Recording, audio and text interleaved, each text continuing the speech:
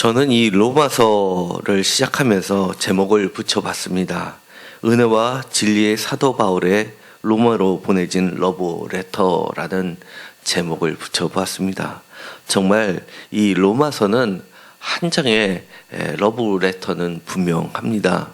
구구절절히 그의 뜨거운 심정을 우리는 읽을 수가 있습니다. 한 편지가 로마에 도착했습니다. 1장 7절과 15절에 로마라고 기록을 하고 있습니다. 여러 가지 사본들 중에서는 이 로마라는 말을 뺀 사본들이 발견이 생각보다 많이 되었습니다. 그 이유는 이 로마서가 내용적으로 보았을 때 바울 전체 서신들을 대표할 만하고 또 이 편지는 단순히 로마에만 회람되기보다는 모든 교회에 보내질 수 있을 정도의 일반 서신으로 취급할 정도로의 너무나 귀한 말씀이 들어있기 때문에 필사자들은 이 로마라는 말을 빼고 그리고 필사를 하고서 다른 모든 교회들에게 회람하기를 시작했던 겁니다. 그렇기 때문에 이 로마에라는 말을 집어넣은 것을 보다 오래된 사본으로 그리고 신뢰성 있는 사본으로 보고 있습니다. 바울은 사실은 로마에 먼저 자신이 교회를 세운 것이 아니었습니다.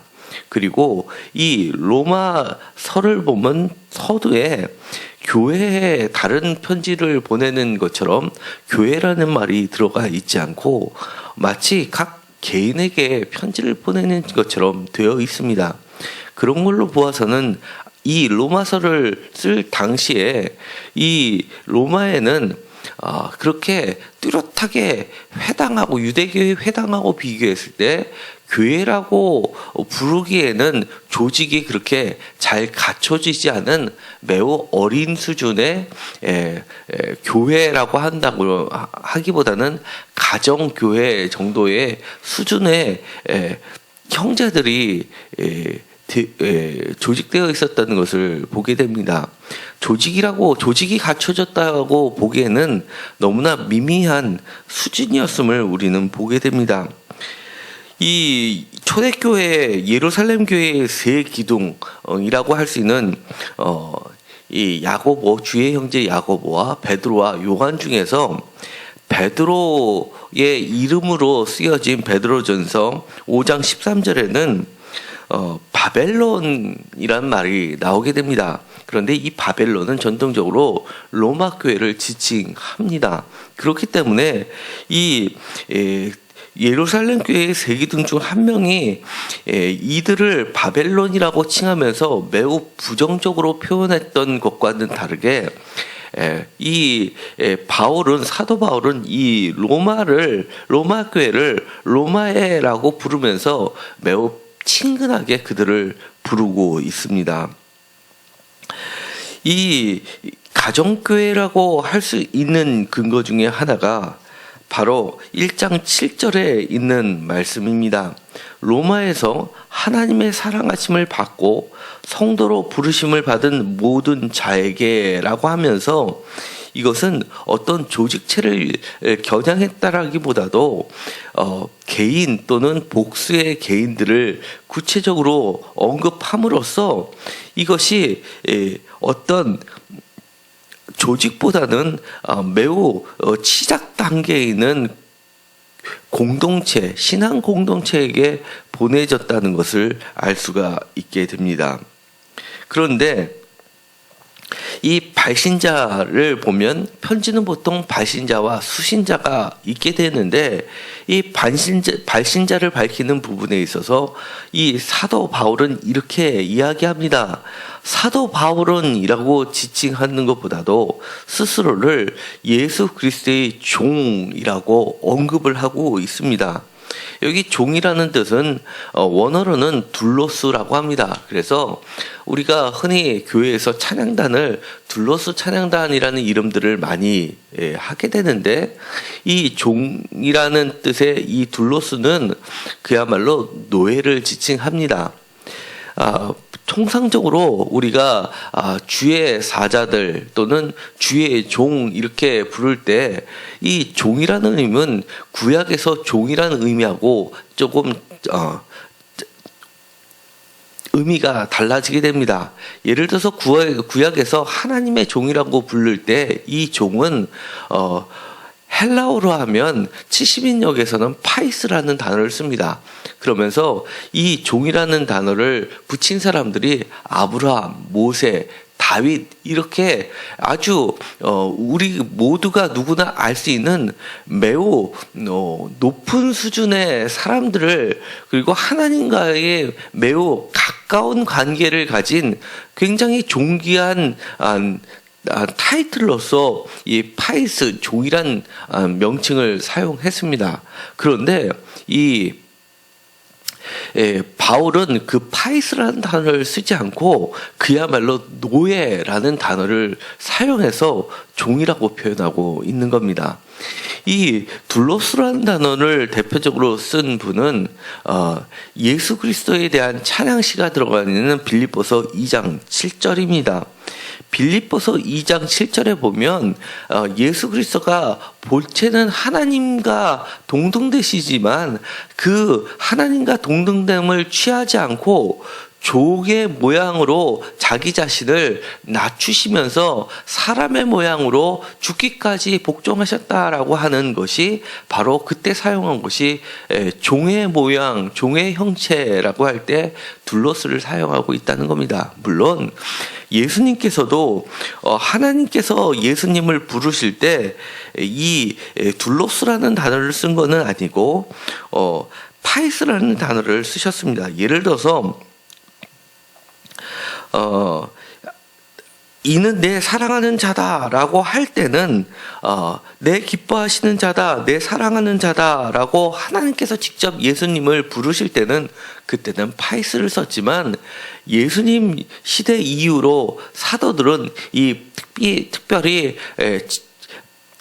사도 바울에 의해서 종이라는 구체적인 단어를, 노예라는 단어를 쓰면서 나의 스스로의 자유를 하나님께 그리고 예수 그리스도께 헌납함으로써 철저히 예수 그리스도에 귀속된 자발적인 노예의 삶을 살겠다라고 헌신한 것이 바로 둘로스라는 뜻이 됩니다. 그러면서 사도라고 부르심을 받았는데 그것이 바로 예수 그리스도에 의해서 직접적으로 자신은 부르심을 받았다라고 합니다. 그리고 분명한 목적 의식을 나타내고 있습니다. 바로 하나님의 복음이라는 것입니다. 이 하나님의 복음은 9절에 다시 그의 아들의 복음이라고 이야기하면서 예수 그리스도의 복음을 이야기합니다. 그러면서 15절에 로마인은 너희들에게도 복음 전하기를 원한다라고 분명한 목적을 나타내고 있습니다. 그리고 16절과 17절에 이 복음에 대해서 정확하게 정의를 내리고 있는 겁니다. 16절에 내가 복음을 부끄러워하지 아니하노니 이 복음은 모든 믿는 자에게 구원을 주시는 하나님의 능력이다라고 이야기하면서 17절의 복음에는 하나님의 의가 나타나서 믿음으로부터 믿음에 이르게 하나니 기록된 바 오직 의인은 믿음으로 말미암아 살리라라고 하면서 구원을 이야기하고 있는 겁니다. 그런데 이 바울은 자기 자신을 매우 낮추면서 또한 이 편지의 수신자인 로마 사람들은 매우 높여 부르고 있습니다. 그들을 성도라고 부르고 있는데 이 성도라고 번역되어 있는 것은 사실은 세인트, 성자입니다. 그러니까 인간으로서는 최고로 높여주는 존재로서 그들을 부르고 있다는 겁니다. 그러면서 자기 자신만 예수 그리스도의 택정함을 받아서 예수 그리스도로부터 불러진 것이 아니라 너희들도 나처럼 그렇게 예수 그리스도로부터 부르심을 받았다라고 그들도 인정해주고 있다는 겁니다. 그러면서 5절에 보면 이방인 중에 믿어 순종하게 하다니라고 하면서 이 믿어 순종하게 하나니라는 것은 원어로는 믿음의 순종이라고 표현되고 있습니다. 어떻게 보면 믿어 순종하게라는 말보다 순차적으로 믿어서 순종에 이르게 한다는 것보다 원어로 따지자면 믿음과 순종은 뗄 수 없는 다른 표현으로 이야기를 하고 있는 겁니다. 믿음의 순종이라고 한다면 믿음이 곧 순종이고 순종이 곧 믿음이라는 말도 됩니다. 그러니까 주님을 믿는과 동시에 믿기 때문에 순종할 수 있는 것이고 또 주의 말씀에 순종함으로써 예수 그리스도의 그 신실하심에 내 자신을 맡기는 것이 되기도 한다는 겁니다. 그러면서 그렇게 되는 것은 바로 내 자신이 주님으로부터 부르심을 받은 것이 바로 은혜라고 고백을 하는 겁니다. 6절에 너희도 그들 중에서 예수 그리스도의 것으로 부르심을 받은 자라고 지칭을 하면서 다시 한번 7절에 그 부르심은 바로 하나님의 사랑하심을 받았다라고 하면서 부르심을 은혜로 그렇게 해석을 하고 있습니다. 한마디로 사도의 직분은 은혜의 직분이라는 겁니다. 우리가 주의 일을 봉사를 할 때 그 봉사가 일이 아니라 은혜로 그리고 기쁨으로 다가온다는 것을 이야기하는 겁니다.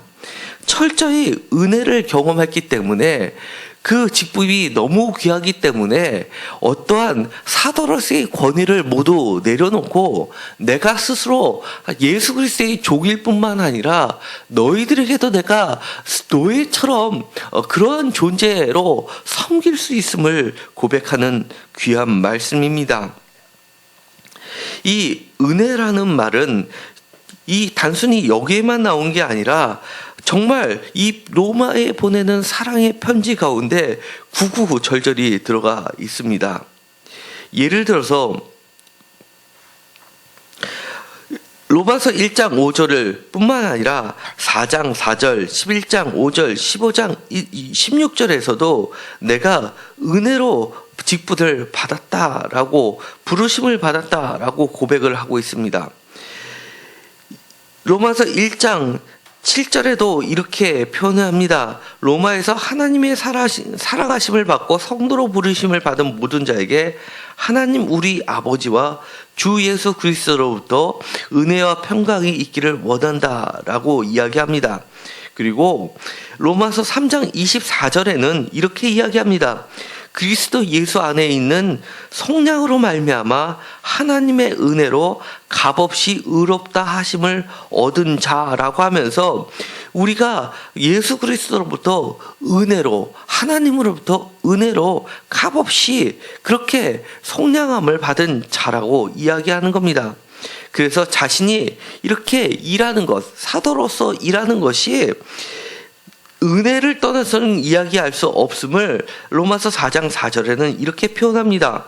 일하는 자에게는 그 삭시 은혜로 여겨지지 아니하고 보수로 여겨지는데 자기는 정말 은혜이기 때문에 이게 보수로 여기지 아니하고 정말 은혜로 여겨진다라고 고백을 합니다. 그러면서 16절에는 이렇게 이야기합니다. 그러므로 상속자가 되는 것이 은혜에 속하기 위해서 믿음으로 되나니 이는 그 약속을 그 모든 후손에게 굳게 하려 하심이라. 율법에 속한 자에게 뿐만 아니라 아브라함의 믿음에 속한 자에게도 그러하니 아브라함은 우리 모든 믿는 사람의 조상이다 라고 하면서 믿음을 은혜로 해석하고 있다는 겁니다. 또한 로마서 5장 2절에는 또한 그로 말미암아 우리가 믿음으로 서 있는 이 은혜에 들어감을 얻었으며 하나님의 영광을 바라고 즐거워한다라고 이야기하면서 15절에는 그 은혜가 선물이라고 이야기를 하는 겁니다. 그리고 그 선물은 또한 구체적으로 17절에는 바로 그리스도를 통하여 생명 안에서 왕노릇하는 것이다 라고 이 은혜가 왜 은혜가 될 수 있냐 하면 우리가 죽을 수밖에 없는데 믿음으로 예수 그리스도를 통하여 우리가 생명을 얻었기 때문이라고 이야기하는 겁니다. 그래서 20절에는 은혜가 더욱 넘쳤다라고 이야기를 합니다. 우리는 은혜 아래에 있기 때문에 로마서 6장 15절에는 어찌 은혜 아래에 있으니까 죄를 더 지을 수 있겠느냐라고 하면서 로마서 11장 5절에는 은혜로 택하심을 따라 남은 자라고 정의를 하고 있습니다. 그러면서 은혜가 되려면 행위로 말미암아 구원이 있는 것이 아니라 믿음으로 은혜로 구원을 얻는다라고 이야기하면서 철저하게 내가 복음의 사도라고 이야기하는 것은 은혜로 말미암아 내가 사도가 되었다는 은혜에 대한 고백이 있기 때문이라고 말을 하고 있는 겁니다. 그래서 내가 이 넘치는 은혜를 받았기 때문에 이 주신 은혜대로, 우리에게 받은 은혜대로, 내가 주님께로 받은 은혜대로 너희에게도 이 은혜를 나누어 주고 싶다라고 합니다. 그래서 로마서 15장 16절에서는 이런 말을 합니다. 이 은혜는 곧 나로 이방인을 위하여 그리스도 예수의 일꾼이 되어 하나님의 복음의 제사장 직분을 하게 하사 이방인을 제물로 드리는 것이 성령 안에서 거룩하게 되어 받으실 만하게 하려 하심이라 라고 하면서 자기 자신이 바로 은혜로 복음의 제사장인가 동시에 이 자기를 통해서 은혜로 나오게 하는 것들이 바로 하나님께 드려지는 귀한 예물일 뿐만 아니라 결국은 이 바울도 로마에서 순교를 함으로써 자기 자신도 거룩한 드려지는 예물이 되겠다라는 것을 몸으로 삶으로 고백하게 되는 것입니다. 이처럼 이 로마서 전체는 은혜를 떠나서는 생각할 수가 없는 겁니다. 이 성도라는 말은 로마서 1장 7절뿐만 아니라 8장 27절, 12장 13절, 그리고 16절 2절과 15절까지 계속해서 반복하면서 이 복음을 받아들인, 믿음을 받아들인 그들 모두도 바로 나와 같이 귀한 존재라는 것을 이야기합니다. 그리고 이 놀라운 사실에 대해서 매 순간 감사를 하게 됩니다. 이 감사는 로마서 1장 7절에도 나와 있습니다. 내가 감사한다라고 하면서 2장 10절에 보면 마찬가지로 또한 감사를 이야기하게 됩니다. 2장 10절에는 이렇게 이야기합니다. 선을 행하는 각 사람에게는 영광과 존귀와 평강이 있으리니 먼저는 유대인에게로 그리고 헬라인이라라고 하면서 이 감사를 모든 사람에게 돌리고 있는 겁니다.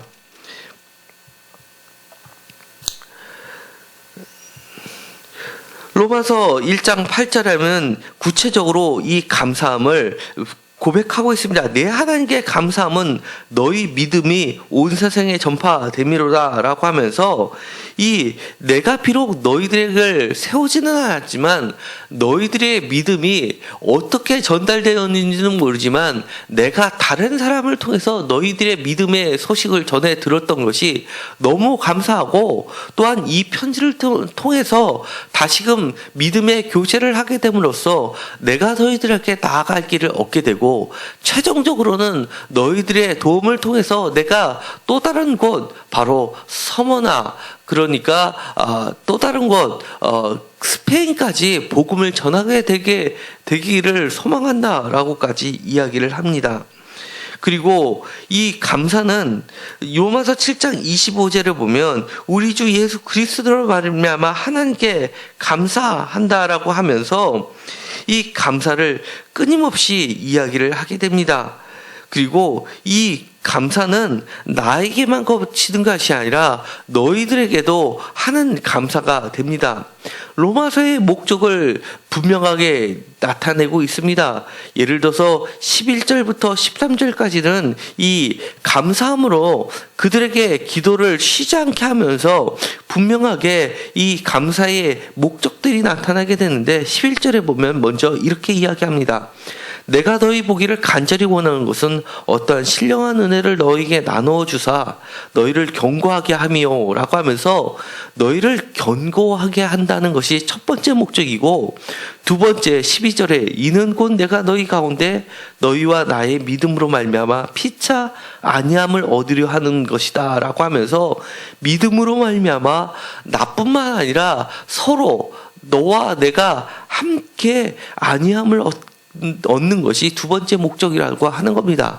보통은 사도라라고 하면 일반적으로 위에서 아래로 마치 계급적으로 무엇인가를 제공하는 것이 아니라 이제는 그들을 아주 평등하게 높여줌으로써 내가 먼저는 너에게 은혜를 주고 반대로 그 다음에 너희를 통해서 나도 서로 안위함을 얻게 하는 것이다 라고 상호성을 강조하고 있습니다. 그리고 13절에 형제들아 내가 여러 번 너희에게 가고자 한 것을 너희가 모르기를 원하지 아니하느니 이는 너희 중에서 다른 이방인 중에서와 같이 열매를 맺게 하려 함이로되 라고 하면서, 이 열매를 맺게 하는 것이 세 번째 목적이라고 합니다. 열매를 맺는 것은 매우 중요합니다. 우리가 신앙생활을 할 때 열매가 없다면 사실은 아무 의미가 없는 겁니다. 이 열매라는 것은 구체적으로 이야기하면 사실은 복음의 최종적인 열매, 구원, 생명 이런 것들이 되는 겁니다. 그리고 또 다른 목적을 이야기한다면 사실은 로마서 15장에 있는 기도를 부탁했던 내용이 나오게 됩니다. 사실은 예루살렘의 교회의 사도들은 사도행전 15장에 보면 그들하고 사도회의를 하고 나서 바울하고 친교의 악수를 하면서 바울에게 부탁했던 것들이 있습니다. 그 구체적인 내용은 바로 헌금의 문제였는데, 예루살렘 교회가 어려움을 당했을 때는 이방인 교회에서도 그들의 도움을 혜택을 달라는 것이었습니다. 바울은 그 약속을 철저히 끝까지 지켰습니다. 그래서 로마서 15장에 보면 헌금의 이야기가 나오게 됩니다. 그러면서 이 헌금이 받을 만하게 되게 해달라고 그들에게 부탁하는 기도의 제목을 내놓는 것이 있습니다. 왜냐하면 이 헌금을 무조건 전한다고 그들이 받는 것이 아니라 거룩한 헌금이 아니라고 거절할 수도 있기 때문입니다. 이방인들로부터 걷어들인 그 헌금을 예루살렘에서 유대인의 관습을 들어서 거절할 수도 있기 때문에 사실은 이 헌금을 무조건 갖다 준다고 받는 것이 아니기 때문에 그 헌금을 걷어들인 것을 예루살렘 교회에 가면서도 이 바울은 무척 걱정을 했던 것이 보이게 됩니다. 로마서 15장 22절부터는 그 로마 방문 계획을 구체적으로 이야기하게 됩니다.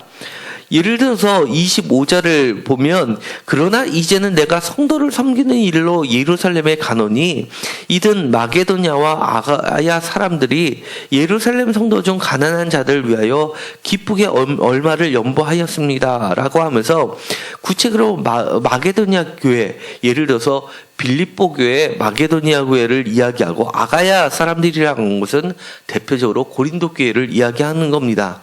그곳에서부터 헌금을 받아들였는데, 그것을 가지고 이제 예루살렘 교회를 방문을 하는데 27절에 보면 저희가 기뻐서 하였거니와 또한 저희는 그들에게 빚진 자니 만일 이방인들이 그들의 영적인 것을 나눠 가졌으면 육적인 것으로 그들을 섬기는 것이 마땅하니라. 28절 그러므로 내가 이 일을 마치고 이 열매를 그들에게 확정한 후에 너희에게 들렸다가 다시 서번하러 가니라 라고 하면서, 내가 너에게 나아갈 때 그리스도의 충만한 복을 가지고 갈 줄을 아노라 라고 하면서, 이 첫 번째 기도 제목은 내가 이 헌금을 예루살렘 교회에 전달하는데 그들도 이 헌금을 기쁘게 받아줄 것을 부탁하는 거고, 두 번째 부탁은 그런 다음에 로마로 갔을 때 너희들과의 교제를 통해서 내가 먼저는 너희들에게 믿음의 교제를 나누고 그 다음엔 너희들의 도움을 받아서 또 다른 믿음을 이방 이방 땅에 전파하기 위해서 스페인으로 가는 것을 도와달라라는 두 가지 기도의 제목을 내놓게 되는 겁니다. 이처럼 사도람은 먼저 이렇게 위에서부터 아래로 내려가는 어떤 형태를 취하는데 여기서는 그런 모습이 나타나지 않습니다. 무엇인가 상호 대등한 위치를 가지고 서로 이야기하는 것을 보게 됩니다. 사도행전에 보면 이 사도들의 권위가 매우 높아진 것을 보게 됩니다. 예를 들어서 예수의 이름으로 세례를 줬는데 그들은 성령을 받은 적이 없었다가 사도들이 도착해서 베드로와 요한이 그들에게 안수를 하고 나니까 성령이 임했다라는 이야기가 나오게 됩니다. 그런 것은 예수의 이름보다도 사도들의 안수, 사도들의 권위가 높아진 초대교회의 상황을 이야기하는 건데, 이 로마서에 있는 사도라 이야기하던 바울에게는 그러한 모습이 나와 있지 않습니다.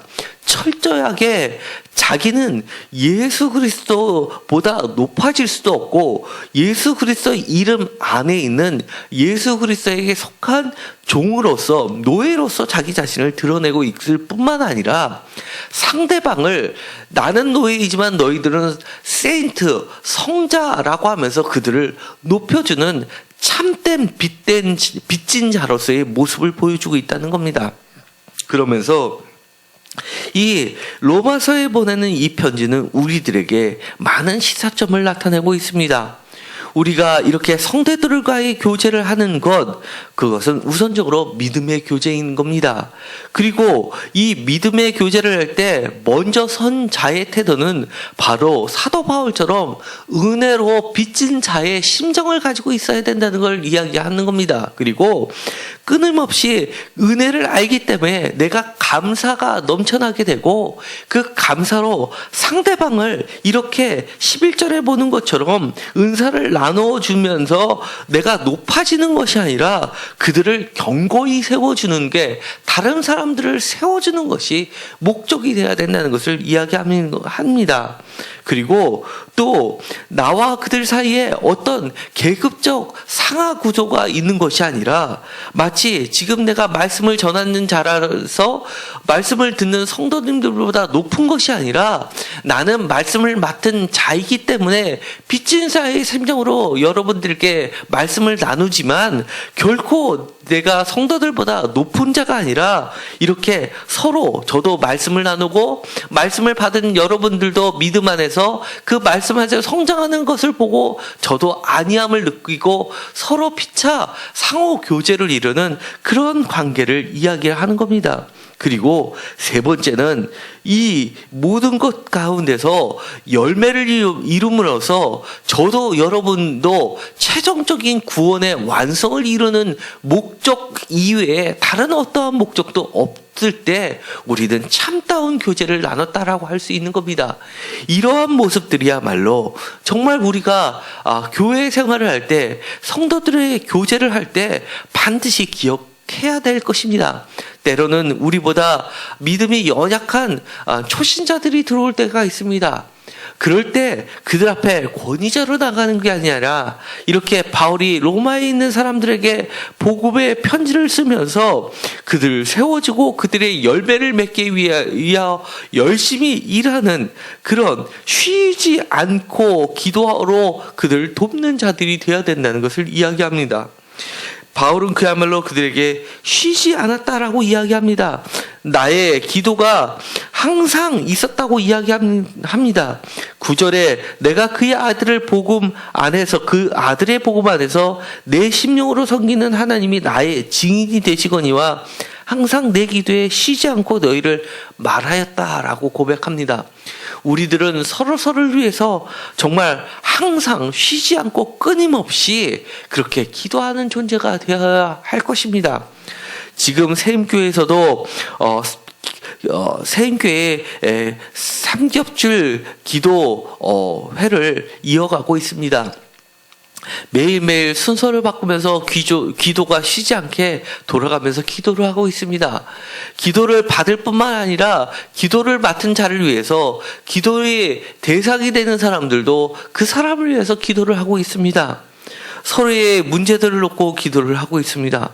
이 서로를 세워주는 기도가 되기를 원합니다. 그리고 서로의 기도 제목들이 열매가 맺어지게 되기를 원합니다. 뿐만 아니라 최종적으로 우리가 구원에서 이탈되지 않도록 끊임없이 서로를 위해서 기도를 해주는 귀한 사도 바울과 같은 직분자들이 되기를 간절히 소망합니다. 정말 오늘 서론을 이야기하면서 많은 이야기를 할 수가 있겠지만 정말 무엇보다도 사도 바울의 태도를 배우기를 간절히 소망합니다. 다른 데서 볼 수 없었던 정말 낮아짐의 자세로서 그들을 얼마나 높여주면서 철저하게 하나님이 나의 증인이 되신다라는 생각으로 나의 이 모든 삶이 하나님 앞에 낱낱이 비춰지고 있다는 철저한 그런 사도의 직분을 감당하면서 그들에게 감사함과 은혜와 그리고 사랑을 나누고 있다는 것을 우리는 보게 됩니다. 그것이 사도 바울로서 끝나는 것이 아니라 사도 바울이 이야기하는 것처럼 우리도 예수 그리스도로부터 직접 부르심을 받았고 그리고 하나님의 사랑하심을 받은 자라는 사실을 우리도 깨우침으로써 사도 바울과 같은 그런 삶을 살게 되기를 간절히 소망합니다. 기도하고 마치겠습니다. 하나님 감사합니다. 오늘 바울이 로마에게 보내는 정말 은혜와 진리의 러브레터를 보게 됩니다. 사도 바울처럼 우리도 예수 그리스도 안에 철저한 우리의 자유를 포기한 노예가 되게 하여 주시옵시고 사랑의 빚진 자, 은혜의 빚진 자가 되어 쉬지 않고 끊임없이 항상 서로를 세워주고 높여주고 그리고 열매 맺게 하고 상대방을 굳게 세워주는 그런 직분자들이 되게 하여 주옵소서. 정말 철저히 그들에게 하면서도 내가 권위자가 되지 않게 하시고 하나님 앞에 빚진 자라는 사명을 가지고 그들에게 나아가게 하여 주옵소서. 예수 그리스도의 이름으로 기도드렸습니다.